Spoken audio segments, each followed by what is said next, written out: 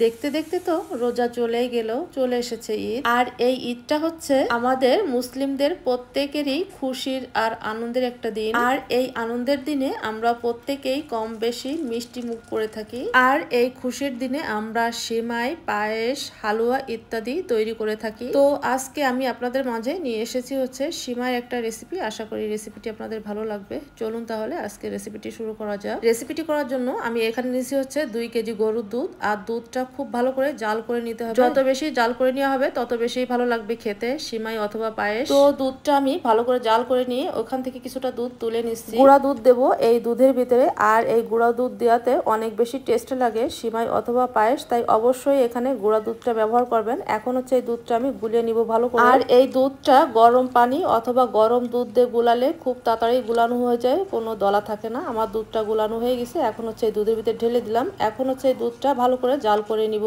দুধ যত বেশি জ্বালানো হবে তত বেশি টেস্ট লাগবে। আপনারা যারা মাটির চুলায় রান্না করেন, রান্নার পরে দুধটা জাল করে চুলার উপর রেখে দেবেন, দেখবেন যে দুধটা টেনে গেছে। দুধটা খানিকটা জাল করে নিয়ে এখন এর ভিতরে দিলাম হচ্ছে এলাচ আর দারচিনি। অবশ্যই এখানে এলাচ দারচিনিটা ব্যবহার করবেন, এতে করে সুঘ্রাণ বেরোবে। এখানে নিছি হচ্ছে আমি 1 প্যাকেট সিমাই। আর এই সিমাইগুলো সাধারণত ভাজাই থাকে। এখন হচ্ছে এই সিমাইগুলো আমি ভেঙে নিব, মানে একেবারে ছোট ছোট গুঁড়ো করে নিব। আর এই সিমাইটা ভেঙে নিলে হচ্ছে রান্না করতে ভালো হয়, যার কারণে হচ্ছে আমি সিমাইগুলো ভেঙে দিচ্ছি। সিমাইগুলো ভেঙে নেওয়া হয়ে গেছে। এখন হচ্ছে প্যাকেটের মুখটা কেটে নিব। সিমাইটা রান্না করার জন্য চুলায় একটা কড়াই বসিয়ে দিছি। আর কড়াই ভিতরে দিয়ে দিলাম হচ্ছে সিমাইগুলো। আমি এখানে সবটা সিমাই নিয়ে নিই, মানে বেশিরভাগটাই নিয়ে নিছি আর অল্প একটু রেখে দিছি। কড়াইতে ঢালার পরে দেখলাম সিমাইটা একটু আস্ত আস্ত আছে, তাই আবারও ভেঙে দিলাম। আর এই সিমাইটা হচ্ছে আমি একটু ভেজে নিব, যার কারণে সিমাইটা একটু ভেঙেই দেওয়া লাগবে। আর ভেঙে দিলে হচ্ছে সিমাইটা ভাজা হবে ভালো, যার কারণে হচ্ছে সিমাইটা ভেঙেই দেওয়া লাগবে। এখন হচ্ছে সিমাইটা একটু ভেজে নিব। সিমাইটা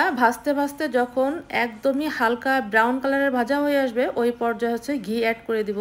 আর এই ঘিটা কিন্তু সিমাইটা একটু ভেজেই দেওয়া লাগবে। সিমাইটা না ভেজে কিন্তু ঘিটা দিবেন না। সিমাইটা একটু ভাজার পরে হচ্ছে ঘিটা অ্যাড করে দিবেন, এতে করে সুন্দর একটা ফ্লেভার বেরোবে। সিমাইটা ঘির সাথে একটু মিশিয়ে নিয়ে এর ভিতরে দিলাম হচ্ছে কিশমিশ আর দিলাম কাজু বাদাম কুচি। আপনারা এখানে যে কোনো বাদামই দিতে পারেন।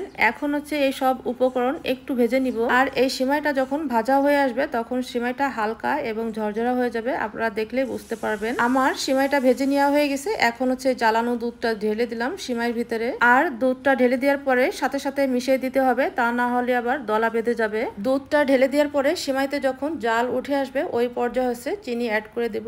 আপনারা আপনাদের পছন্দ অনুযায়ী চিনিটা অ্যাড করে দিবেন। সাথে দিলাম হচ্ছে লবণ। আর এই লবণটা দেওয়াতে মিষ্টির ব্যালেন্সটা ঠিক আসে। আপনারা অনেকে হয়তো মিষ্টিতে লবণ খেতে পছন্দ করে না, তারা বাদ দিয়ে দিবেন। এখন এই সিমাইয়ের টেস্টটা আরো বাড়ানোর জন্য দিয়ে দিলাম হচ্ছে কনডেন্সড মিল্ক। অবশ্যই এখানে কনডেন্সড মিল্কটা দেওয়ার চেষ্টা করবেন।